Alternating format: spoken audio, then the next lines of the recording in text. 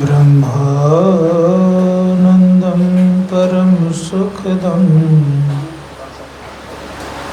केवलं ज्ञानमूर्तिं द्वन्द्वातीतं गगनसदृशं तत्त्वमस्याधिपतिलक्षणम् एकं नित्यं विमलमचलं सर्वधि साक्षिभूतं भावातीतं त्रिगुणरहितं सद्गुरुं तं नमामि। गुरु हैं बड़े गोविंद ते, देखो मन में विचार। गुरु सुमरे तो वार है, हरि सुमरे तो वार है। गुरु सुमरे तो पार। मंगल मूर्ति सद्गुरु, मिलवैं सर्वाधार। मंगलमय मंगल करन, बिनुआ बारंबार। धन्य धन्य सद्गुरु सुखदा, महिमा कहीं न जाए। जो कछु कहूँ तुम्हारी कृपा, मोते कछु न साय।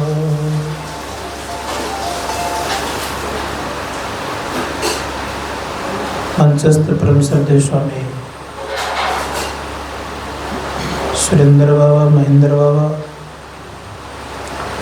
समस्त साधु महात्मागण, परमादरणीय साधक वृंद, संवेद समादरणीय सज्जन वृंद, आदरणीय माताओं तथा भक्तिमती गण,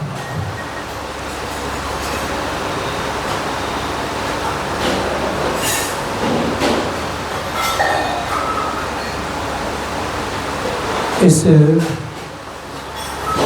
संसार में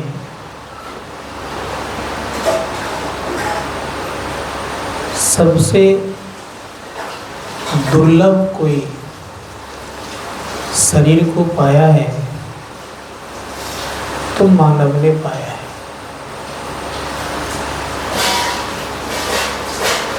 मानव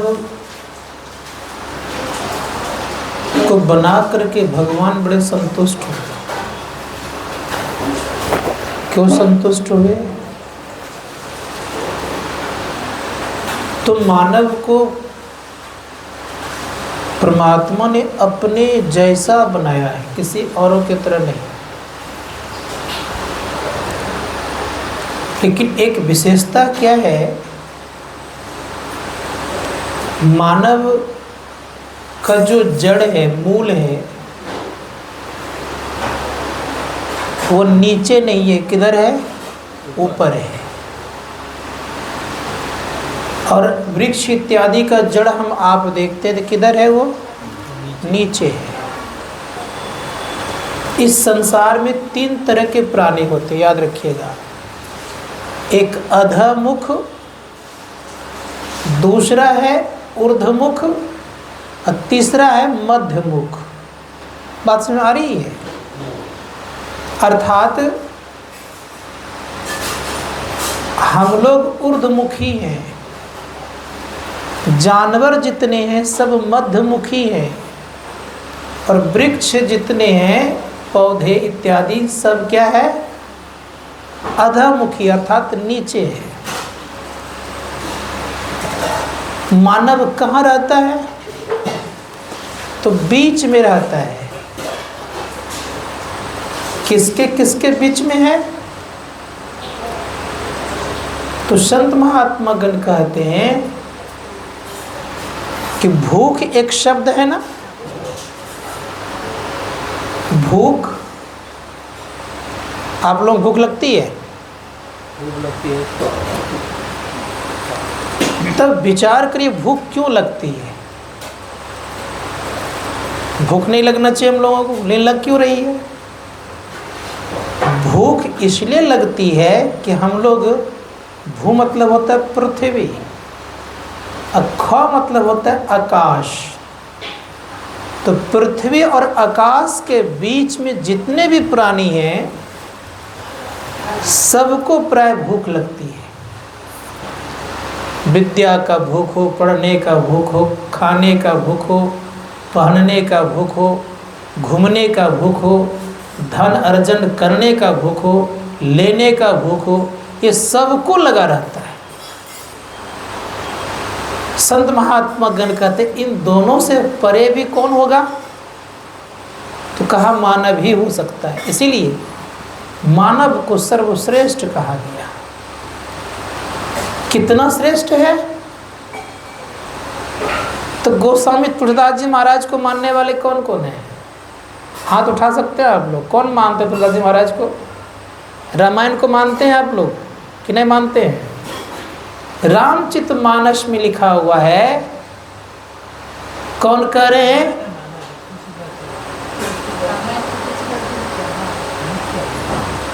तो रामचरितमानस को मानने वाला जितने भी लोग हैं सबको तुलसीदास जी महाराज को मानते हैं। लेकिन रामचरितमानस को लिखा कौन है पता है? रामचरितमानस को लिखने वाला वाल्मीकि जी। तब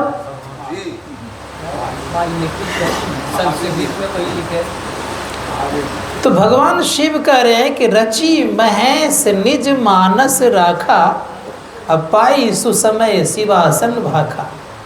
रामचरितमानस को रचने वाला भगवान शिव है। कहाँ रखा? रची महेश निज मानस राखा, अपाई सुसमय शिवासन भाखा। का सुंदर समय पा करके भगवान शिव ने पार्वती से कहा, क्या कहा उन्होंने? कहा इस रामचरितमानस में 1 करोड़ चौपाइयाँ हैं, अर्थात मंत्र कह लीजिए। उन सब मंत्रों को बांटते बांटते बांटते मात्र में 2 अक्षर का उन्होंने राम को अपने हृदय में रख लिया। तो इसीलिए बड़ा सुंदर शब्द कहा गया कि भगवान शिव ने सबको दे दिया, लेकिन 2 अक्षर को उन्होंने किसी को दिया नहीं।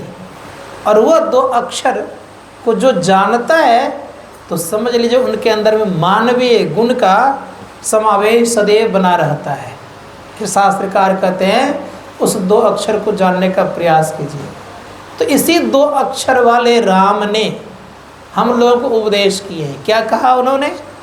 भगवान श्री राम ने एक बार सबको बुलाए, सारे प्रजागण आ गए। प्रजागण आ गए तो प्रजागणों को बुला कहते हैं, सुनहु सखा सुनहु सकल पुरजन मम वाणी, नहीं कछु ममता उर आनी। हे पुरवासियों, मेरी बातों को सुनो और मेरे अंदर में किसी प्रकार का ममता नहीं है। एक बात सदैव याद रखिएगा, ममता में जो डिसीजन लिया जाता है वो सच्चा डिसीजन नहीं होता है। ममता में जो भी काम किया जाता है वो दुखदाई के अलावा सुखदाई नहीं होता है। धृतराष्ट्र ने ममता में आकर के, मोह में आकर के हस्तिनापुर को नहीं बचा पाए। धृतराष्ट्र ने मोह में आकर के, धृतराष्ट्र का मोह ने क्या किया, उनके 99 पुत्रों को नहीं बचा पाए। दुर्योधन की बात तो छोड़ दीजिए, 99 पुत्र उनके नहीं बच पाए। अपने गुरु को नहीं बचा पाए, अपने कुल गुरु को नहीं बचा पाए। यहाँ तक याद रखिएगा कि मोह इतना खतरनाक काम होता है कि उन्होंने अपने जो सबसे शक्तिशाली था कौन, भीष्म पितामह, उनको नहीं बचा पाए। किस कारण से? मोह के कारण से। संत महात्मा गण कहते हैं मोह नहीं करना। यद्यपि याद रखिएगा इसको भी, ये राज कैसे मिला था? ये भारत वर्ष जो बना, भरत नाम करके एक राजा हुआ था, उन्हीं के नाम पर भारत देश बना। भरत को पुत्र था लेकिन अनुकूल पुत्र नहीं था, याद रखिएगा। और अनुकूल पुत्र नहीं होने के कारण उन्होंने क्या किया, प्रजा को राजा बना दिया। इसको जानना चाहिए। भरत ने अपने पुत्रों का राजा नहीं बनाया, लेकिन प्रजा को राजा बना दिया, क्योंकि लायक नहीं था। और धृतराष्ट्र के मन में हो रहा था कि लायक हो या ना हो, मेरा ही पुत्र राजा बने। इसी कारण से क्या हो गया, महाभारत का युद्ध हुआ। संत महात्मा गण कहते सबको चाहिए कि किसी को भार अगर सौंपते हैं तो लायक होना चाहिए, और जब तक लायक नहीं होगा तब तक वो व्यक्ति आगे नहीं बढ़ सकता है। तो विचारना होगा। तो भगवान श्री राम ने सबको बुला के बड़े प्रेम से कहते हैं कि हे पूर्ववासियों, मेरी बात सुनो।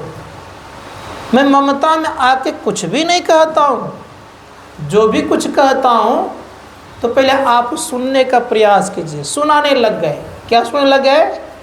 तो कहा कि बड़े भाग मानुष तनु पावा, सुर दुर्लभ सब ग्रंथ ही गावा। का इस संसार में सबसे जो बड़ा दुर्लभ शरीर है वो मानव का है। मानव को शरीर पा करके भी अगर कोई विषय में मन लगाता है तो उन्होंने कहा कि कांच को ले लेता है और हीरा को फेंक देता है। इसलिए संत महात्मा गण कहते हैं कि मानव क्या करना चाहिए मानव को? तो कहा कि देवताओं से दुर्लभ शरीर है ये। उठ बैठ होता है ना, प्रवचन करने का मन नहीं करता है।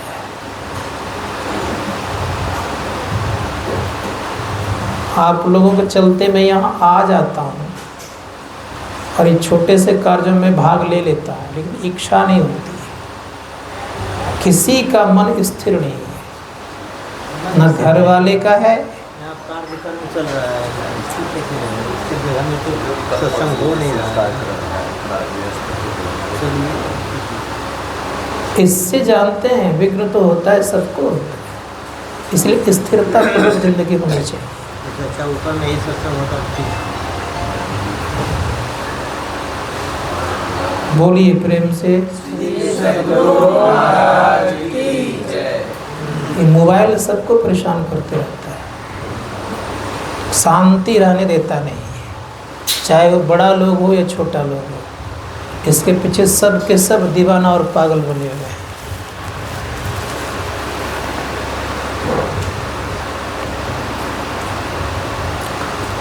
भगवान राम ने कहा कि ये मानव शरीर देव दुर्लभ शरीर है, देवताओं से भी श्रेष्ठ शरीर है।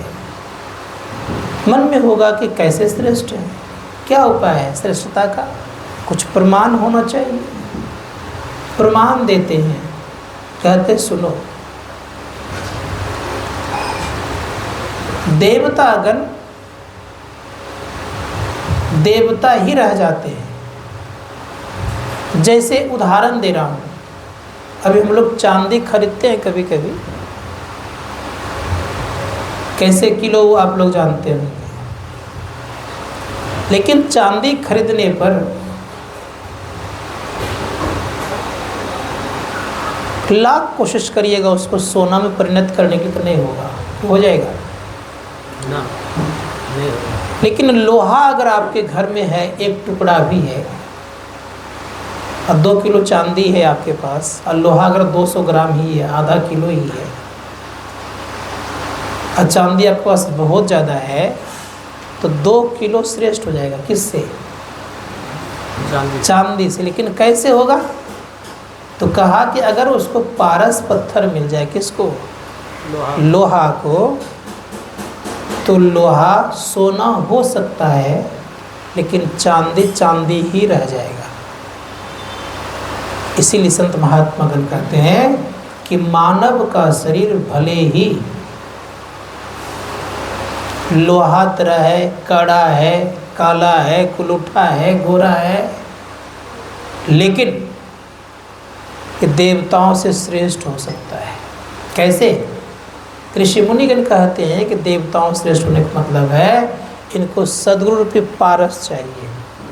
इसलिए महायोगी गोरखनाथ जी महाराज ने कहा, सप्त धातु का काया फेड़ा, ताम ही जुगति बिन सोवा, सदगुरु मिले तो उबरे बाबू, नहीं तो परले हुआ। अगर सदगुरु मिल गए तो उबार है, और जिनके जीवन में सदगुरु नहीं है, भगवान मिले तब क्या करिएगा? तब तो विशेष उबार होना चाहिए कि नहीं? नहीं होना चाहिए। संत महात्मा गण कहते हैं कि सदगुरु अगर नहीं मिला है, भगवान मिल गया, तब भी उनका उबार नहीं है। इसलिए सदगुरु चाहिए जी। क्यों सदगुरु चाहिए? सदगुरु को ये पता है कि जीव कहाँ जा सकता है, लेकिन भगवान को ये पता नहीं है। इसलिए पता नहीं है कि भगवान ने आपको कर्म करने का छूट दे दिया है, बनाने का काम संत सदगुरु करते हैं। मनुष्य उसी तरह से है जैसे मान लिया जाए एक रोड पर पड़ा हुआ पत्थर, पत्थर को लोग ठोकरे मारते रहता है, देखते होंगे, लेकिन वही पत्थर अगर कारीगर के हाथ में लग जाता है, उसी पत्थर को अगर हम आप भगवान की मूर्ति का रूप दे देते हैं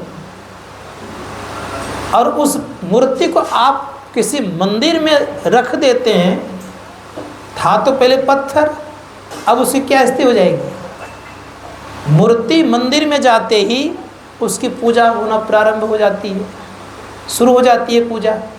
कहते ठीक उसी प्रकार से याद रखिएगा, अगर सदगुरु के हाथ में चला गया, अगर उनके हाथों से आप छिटके नहीं, हटे नहीं, छेनी हथौड़ी का नाम सुने होंगे आप लोगों ने।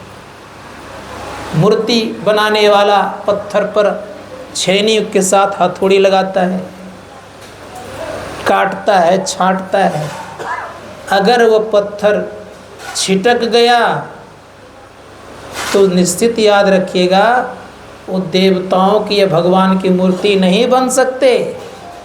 लेकिन अगर वो छिटका नहीं, हथौड़ी का और छेनी का मार सहते रह गया, तो निश्चित याद रखिएगा वो एक न एक दिन मूर्ति भगवान का बन जाएगा और उसकी पूजा होना प्रारंभ होगी। संत महात्मा गण कहते हैं उसी प्रकार से याद रखिएगा, मानव देह भले ही सबसे नीचे पैदान का चीज़ हो, लेकिन याद रखिएगा कि सद्गुरु मिलने पर इसकी श्रेष्ठता बढ़ जाती है। कहेंगे नीचे पदान पर कैसे है मानव देह? जानना चाहिए हम लोगों को। कभी कभी रेलवे स्टेशन में देखते होंगे, भीख मांगता है, मक्खियाँ भिनभिनाता है देह पर, उसको दूर करते हैं लोग, दुत्कार देते हैं, हट जाओ। कहते हैं कि नहीं कहते हैं? क्या यही बड़े भाग मानुष तनु है? दूसरी बात और थोड़ा सुना देता हूँ, बड़े बड़े घरानों में जाएंगे तो खरीद के कुत्ता लाता है कि नहीं? मैंने कई जगह देखा है कि साथ में ही खाता है, एक ही पलंग पर सोता है। जिस कमरे में वो रहता है तो उस कमरे में एसी भी रहता है, और खूब सुंदर उसका बिस्कुट आता है, बड़ा कीमती, कॉस्टली। इतना ही नहीं, और थोड़ा बता रहा हूँ, हम लोग जो साबुन लगाते हैं देह में, उससे कई गुना महंगा आता है उसका साबुन, और उसके रोआ ना टूटे तो खूब सुंदर फरदार तौलिया उसके पानी पूछ जाते हैं। अब सोचिए वो जो रेलवे स्टेशन में घूमने वाला, भीख मांगने वाला मानव देहधारी है, वो श्रेष्ठ कि कुत्ता जो बहुत सुंदर है वो श्रेष्ठ? कौन कुत्ता है? क्या है? विचार करके देखेंगे तो उस कुत्ते को गोद भी लेता है, यहाँ तक खूब लाड़ प्यार भी करता है और संग में सुलाता है, याद रखिएगा। लेकिन उस भिखारी को संग में सोने देगा? खिलाएगा उसको बैठा के अपने टेबल पर? भगवान राम तो कह रहे हैं कि बड़े भाग मानुष तनु पावा, सुर दुर्लभ सब ग्रंथ ही गावा। तब क्या भगवान राम की बात कट जाएगी? यहाँ पर कटेगी तो नहीं। क्यों नहीं कटेगी? जब कभी भक्ति करने की बारी आएगी, भगवान को जानने की समस्या आ जाएगी, कौन जानेगा? भगवान को जानने वाला, वो खूब सुंदर सुविधा में रहने वाला, उस कुत्ता के देह से भगवान का भजन नहीं हो सकता। जब कभी भजन हो, किन से होगा भजन? उस भिखारी से हो सकता है। लेकिन कुत्ता खूब सुविधा में रहने वाले, जो कि बड़े बड़े उसको लाइक करता है, पसंद करता है, उनसे भक्ति नहीं होगी। इसलिए भगवान श्री राम कहते हैं कि सुर दुर्लभ सब ग्रंथ है गावा। वो कुत्ता देवताओं से श्रेष्ठ नहीं बन सकता है, लेकिन मानव देवताओं से श्रेष्ठ बन सकता है। लेकिन मानव में क्या चाहिए? संत महात्मा गण कहते कि मानव में एक मानवोचित कर्म होना चाहिए। मानवोचित कर्म क्या है? एक ब्रह्मानंद स्वामी हो गए तो उन्होंने कहा, सुनो सुनो बचन नर नारी, हरि भजन करो सुखकारी, खाना पीना सो जाना, ये सब काम है पशु समाना, फिर मनुज तन क्यों धारी, हरि भजन करो सुखकारी। जिन रचा शरीर तुम्हारा, उनका नाम क्यों विसारी, कृत घन सठ मूढ़ अनाड़ी, हरि भजन करो सुखकारी। ब्रह्मानंद जी महाराज कहते हैं कि जिन परमात्मा ने ये मानव तन दिया है, उस मानव तन को प्राप्त करके अगर हम बिसर जाते तो क्या कहा? कृत घन सठ मूढ़ अनाड़ी, हरि भजन करो सुखकारी। उपनिषदकार कहते हैं, ज्ञान संकलित तंत्र में भी आया है कि आहार निद्रा भय मैथुनश्च समान में तत् पशुभिर नरानाम, ज्ञानान हीनो पशुभि समाना। कहा कि ज्ञान से हीन है तो पशु के समान है। संत महात्मा कहते कैसा ज्ञान चाहिए, इसको जानना चाहिए। आज खाने का ज्ञान हमें भी है, एक जानवर को भी है। सोने का ज्ञान उन्हें भी है, हमें भी है। उन्हें भी संतति उत्पन्न करने का ज्ञान है, इधर के लोगों को भी ज्ञान है। उन्हें भी डर लगता है, हम लोग भी डर लगता है। तो विशेषता किस बात की भाई? इसीलिए कहा एक ज्ञान होना चाहिए। वो ज्ञान किसी जानवरों में नहीं हो सकता। वो कौन सा ज्ञान? अपने आप को जानने वाला ज्ञान, स्वयं को पहचानने वाला ज्ञान। ये मानव के अलावा और किसी को नहीं हो सकता। अपने आप को जानने से तात्पर्य, एक बात सदैव याद रखिए, भगवान का भजन खूब करिए हम लोग, लेकिन अपना रास्ता नहीं जानते हैं तो ये निर्भर रहता है आपका भगवान के ऊपर। अपना रास्ता जान जाएंगे तो आपका एक सुरक्षा चीज़ मिल जाएगा। क्या मिलेगा? जैसे हम लोग टिकट कटाते हैं रेल का ना, कि नहीं कटाते हैं? उस सीट पर जा कर के दम दबा करके बैठ जाते हैं। कोई दूसरा बैठा तो क्या कहते हैं? हटो जी मेरा सीट है, कहते हैं ना, कि नहीं कहते हैं? हटा भी देते हैं। लेकिन जनरल बोगी में जाके कह सकते कि मेरा सीट हट जा, बैठेंगे हम? नहीं कह सकते। कारण क्या? वहाँ बुकिंग नहीं होता है। उसी प्रकार से नाना प्रकार के जो भजन ध्यान करते हैं हम लोग, अर्थात यहाँ वहाँ जो भटकते रहते हैं, इससे क्या लाभ होगा? इससे लाभ जनरल बोगी की तरह रहेंगे। लेकिन जिन व्यक्तियों ने, याद रखिएगा, खोल करके सुन लीजिए, जिन व्यक्तियों ने अपने अंदर में उस परमात्मा के रास्ता को जान लिया है और देख लिया है एक झलक भी, उसका सुनिश्चित हो जाता है कि वह जब कभी भी शरीर छोड़ेगा तो मानव देह को प्राप्त करेगा। इसलिए संत महात्मा गण कहते हैं कि मानव देह प्राप्त करने के लिए पहले मानव बने हुए हैं, कम से इस जीवन में अपने अंदर में परमात्मा तक पहुंचने का प्रथम रास्ता देख लीजिए, अर्थात प्रथम स्टेज पर पहुंच जाइए। क्या है प्रथम स्टेज? श्रीमद् आद्य शंकराचार्य जी महाराज से पूछिए क्या है। उन्होंने कहा कि प्रथम स्टेज आपका है आत्मानुसंधानम भक्तिरिधीयते। आत्मा का अनुसंधान करने वाला कार्य जान जाइए। कैसे आत्मा खोज किया जाता है, और खोज करने की कला से अगर खोजना प्रारंभ कर दिए तो निश्चित याद रखिएगा कि आपका सुनिश्चित हो जाएगा कि मुझे मानव शरीर मिलेगा। दूसरी बात रह गई यह कि इस शरीर में क्या नहीं है। भगवान श्री राम ने उद्घोषणा की है, साधन धाम मोक्ष कर द्वारा पाइन जहि परलोक समारा। इस साधना का घर है और मोक्ष का द्वार है। संसार में कहीं भी मोक्ष का द्वार नहीं है, याद रखिएगा। ना बद्रिका आश्रम में मोक्ष का द्वार है, न केदार में है, न गंगोत्री में है, न जमोत्री में है, न किसी धाम में है। किसका द्वार? मोक्ष का द्वार है, किसी धाम में नहीं है। तब क्या भागवत महापुराण कथा कर लेंगे तो क्या भगवान का द्वार मिल जाएगा? मैं गारंटी के साथ कहता हूँ, और मुझसे लिखवा लीजिए कि भागवत महापुराण की कथा करने पर भी मोक्ष का द्वार आपको नहीं मिलेगा। तब कहाँ से मिलेगा? शास्त्रकार कहते हैं मोक्ष का द्वार मिलेगा आपके भीतर में, और कहीं नहीं।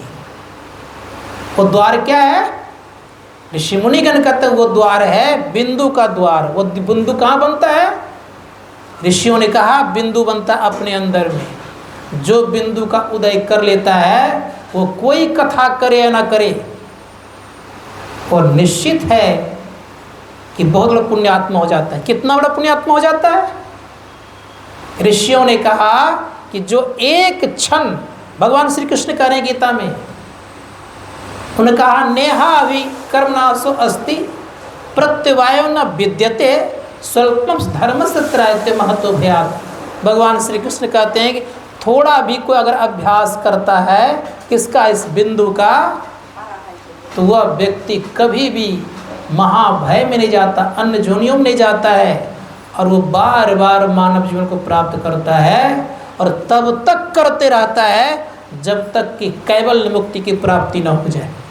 संत महात्मा गण कहते 4 प्रकार की मुक्ति होती है, जिसमें से ये चारों में दे रहता है। मुझे उधर जाना नहीं है। भगवान श्री राम ने कहा साधन धाम मोक्ष कर द्वारा पाइन जहि परलोक समारा। सो प्रत्र दुख पावई सिर धुनि धुनि पछताए काल ही कर्म ईश्वर ही मिथ्या दोष लगाए। लोग क्या करते हैं? कहते हैं कि मेरे पास तो समय नहीं है। क्या करने का भाई? भजन करने का। दिन भर लोग इधर से उधर घूम के रह जाए, इसका बात उसका बात करके रह जाए, यहाँ वहाँ कर लेगा, लेकिन भजन करने की जब बारी आएगी तो कहेगा क्या कि मेरे पास समय नहीं है। मैंने एक बार ताश खेलने वाले से कहा, ताश समझते ना आप लोग, उससे कहा कि दिन भर ताश खेलते हो, काहे ना भजन ध्यान करते हो। ताश खेलने वाला कहता है कि मुझे तो फुर्सत ही नहीं है। अब सोचिए, एक ताश खेलने वाला कहता है, एक जुआड़ी भी यही बात कहता है मुझे फुर्सत नहीं है, दारू पीने वाला भी यही बात कहता है कि मुझे फुर्सत नहीं है, और संसार के इधर के लोग तो कहता ही है। इसलिए शास्त्रकार कहते हैं कि सुनो, अगर ऐसे कहते रहोगे तो क्या परिणाम होगा? परिणाम सुनिए क्या होगा।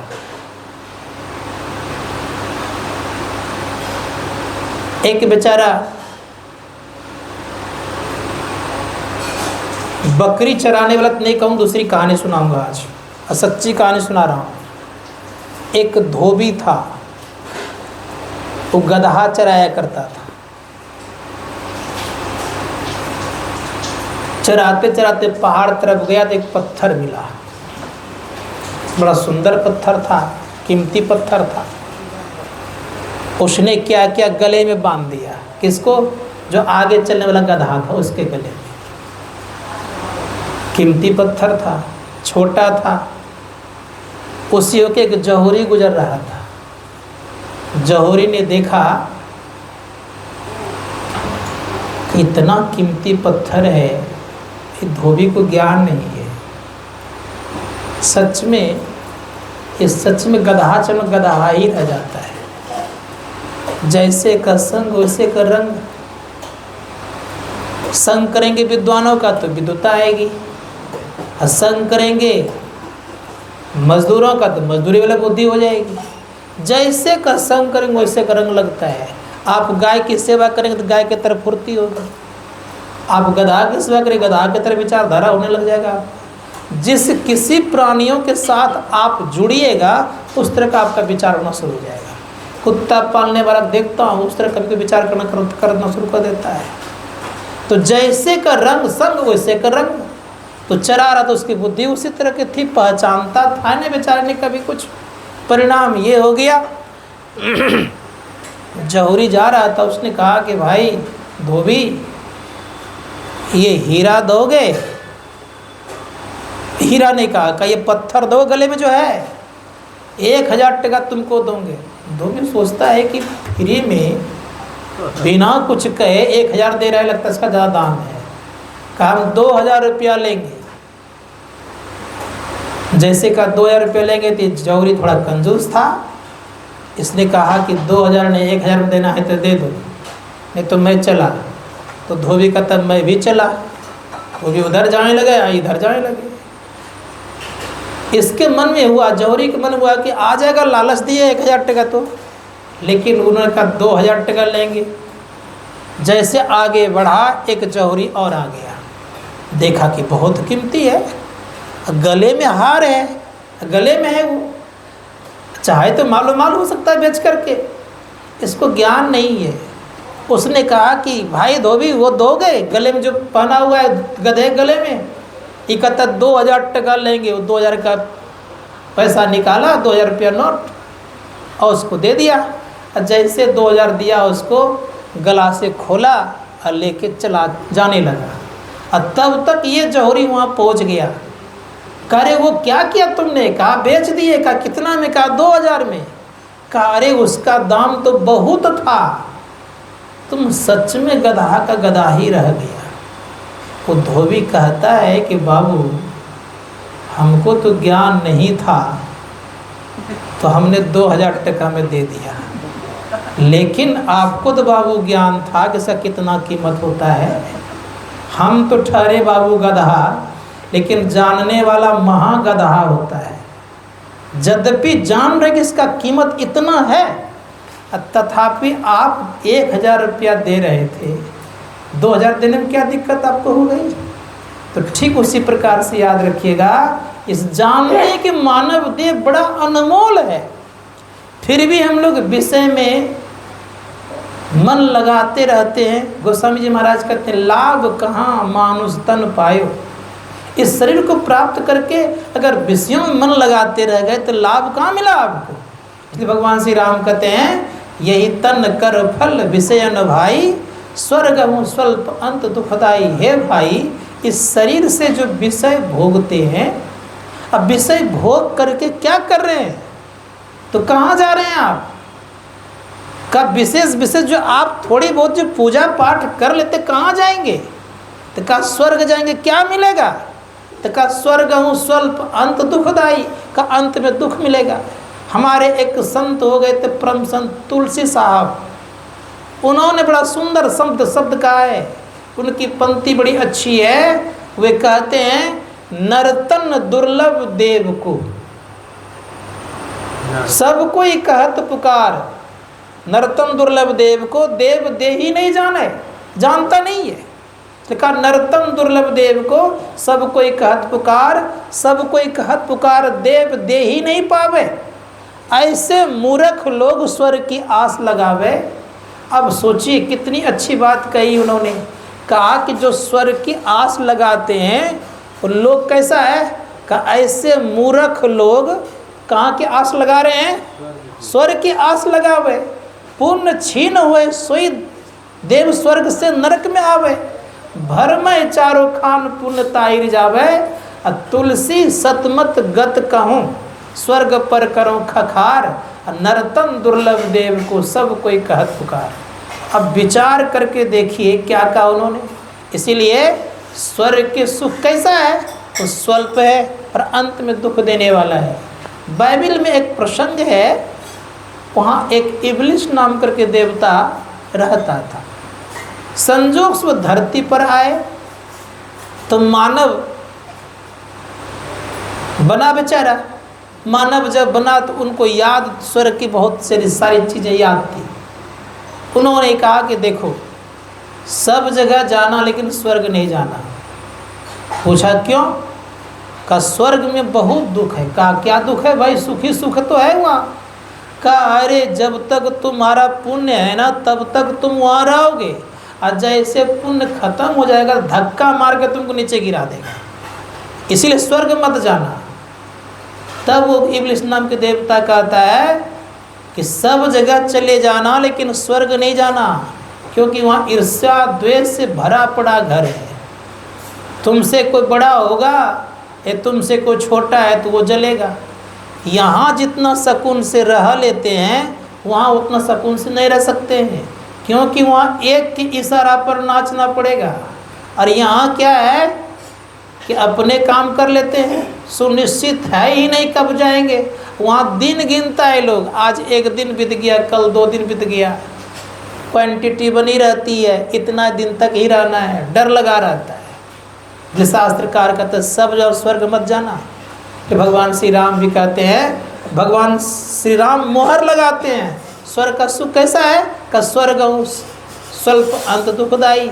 स्वर्ग का सुख कैसा, का अंत में दुख देने वाला है, इसलिए दुख भरी जगह में नहीं जाना चाहिए। दूसरी बात मैं कहना चाहूँगा, एक महात्मा हो गए काष्ट स्वामी जी ब्याजी महाराज, जिसको हम स्वात्मा स्वामी जी भी कहते हैं।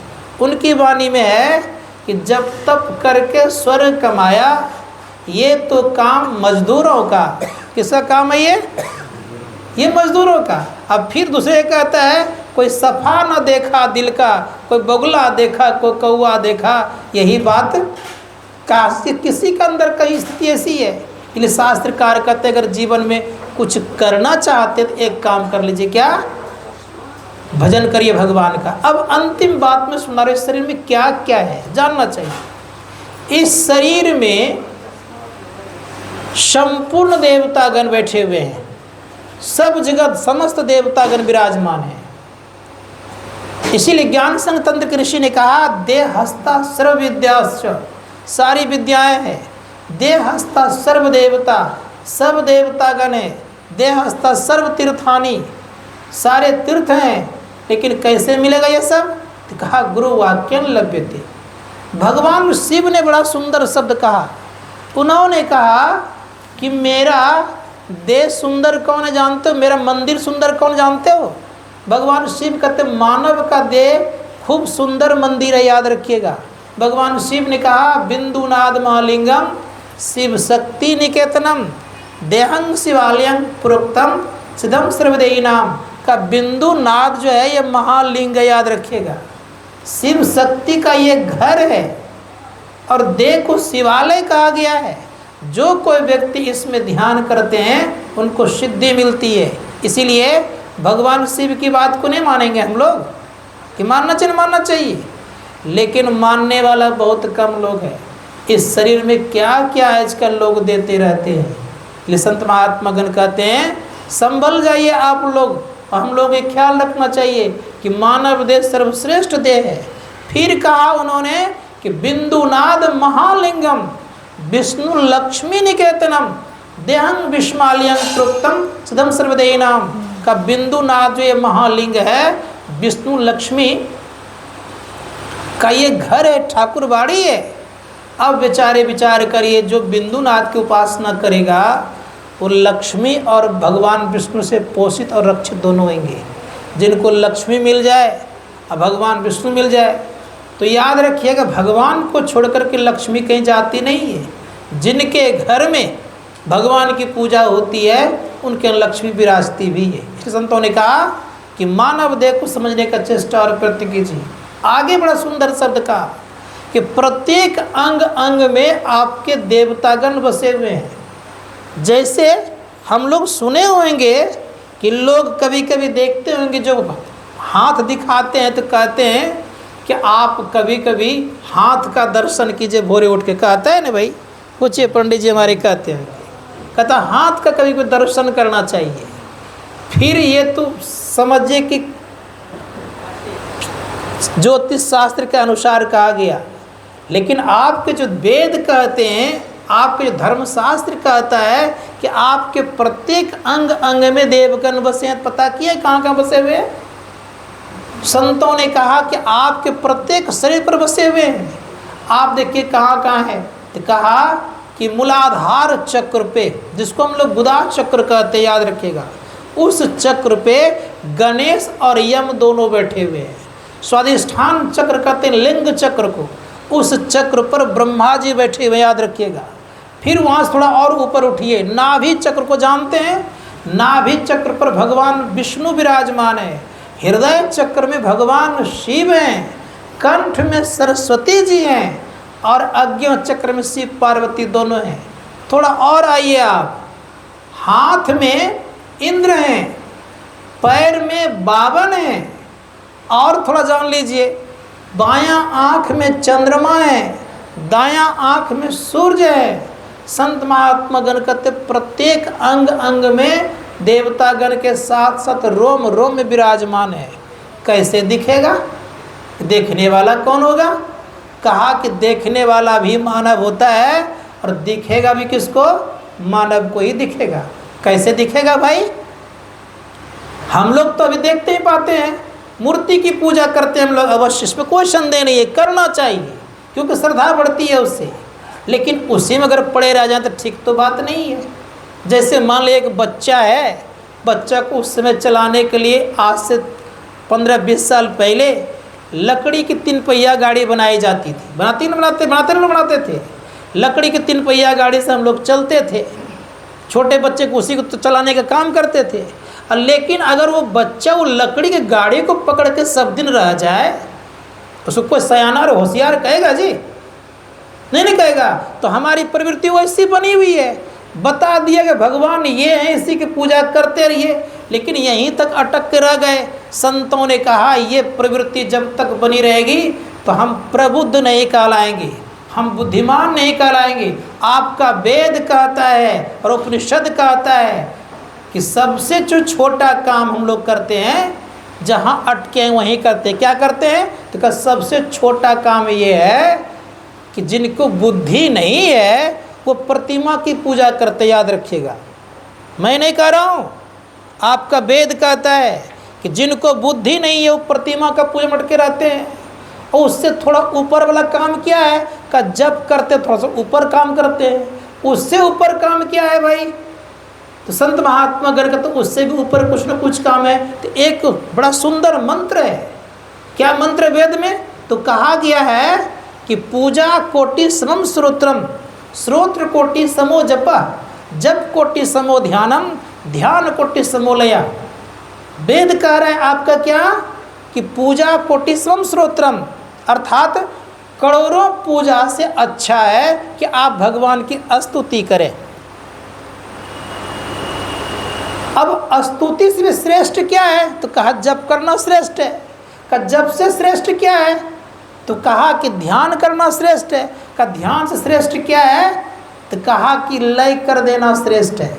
लेकिन अब याद रखिएगा, शास्त्रों का चिंतन करने वाला व्यक्ति जप से भी श्रेष्ठ कहलाते हैं। याद रखिएगा, जो शास्त्रों का चिंतन करते हैं और जो ध्यान करते हैं वो सर्वश्रेष्ठ कहलाता है। इसलिए कोशिश कीजिए कि हम लोग ध्यानी बने, श्रेष्ठता हासिल अपने जीवन में करें।